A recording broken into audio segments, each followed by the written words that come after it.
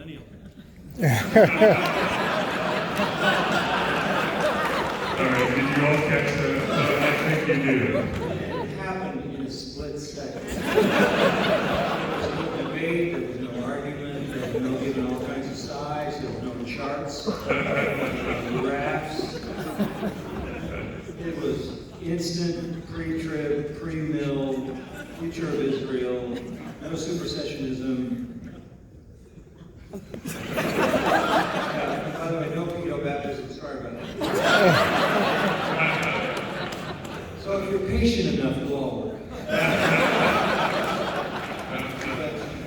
But in the process, we do acknowledge that Peter said even the prophets looked at what they wrote about what person at what time in the future because they couldn't understand it before it actually happened.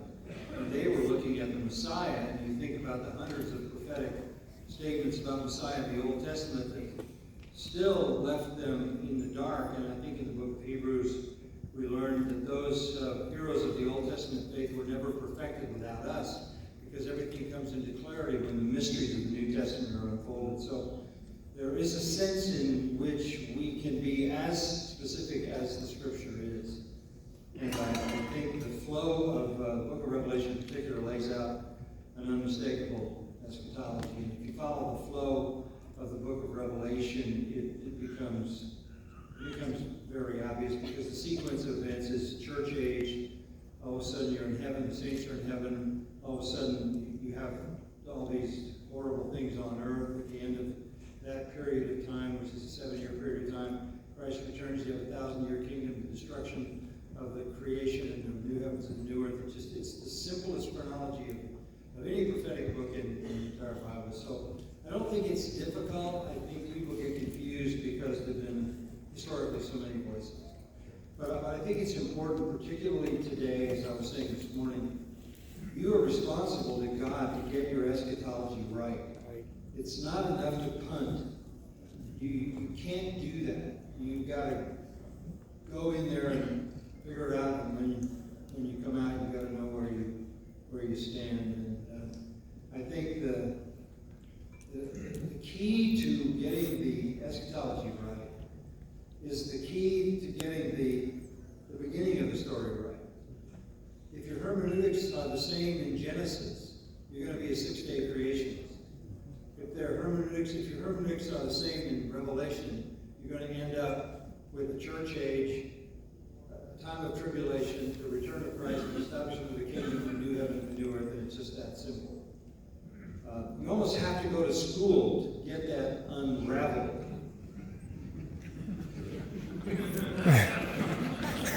Hermeneutics is, if you change your rules of interpretation as you go, particularly when you get to eschatology, you're lost. If the Bible doesn't mean what it says, then you're hopeless. Because how do you know what it means? If it doesn't mean what it says, well, it says he created in 6 days, but it doesn't mean that. Really? So I'm supposed to believe you, not this. The same in eschatology. I see you have to do the work, and I think the Lord lays it out. In fact, isn't it clear that the book of Revelation starts with "Blessed is the one who reads and understands this book"? It isn't that difficult. You just get fogged up by people who have the wrong idea, which is the reason why you have a guy like Sproul or many others like him who go from one eschatological view to another one and shift all over the place. You keep changing, because if it isn't what it says it is, then what it is elusive. And despite those differences, you had one of the most meaningful relationships that one could have with a fellow minister of the gospel. Well, yeah.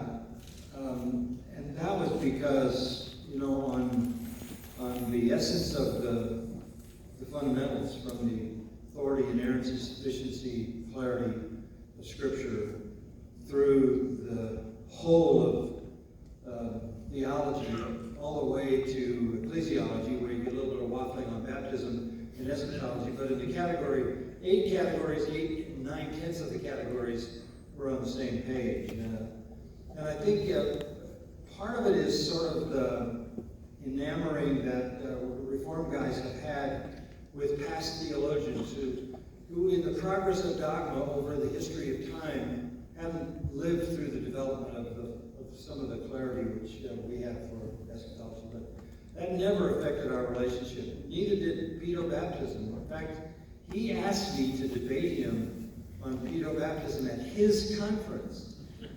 And I said, why would you do that? It's your conference. I said, you have no chance. Because you don't have one Bible verse. I remember that. Yeah. But we had such a bond of love over the things that matter, and we'd been to war. I was just reading today, J.I. Packer's biography written by Ian Murray. It's not out yet, but he sent me a pre-publication copy. It has a whole chapter chronicling that ECT event where Sproul and I were fighting for the clarity of the gospel with Chuck Colson, Bill Bright, and J.I. Packer, of all strange things. So we had been warriors together for the heart and soul of the gospel, and that's what tied us together. Amen. Amen. Amen to that. We agree with that, do we not? Yeah. Question for you, Josh.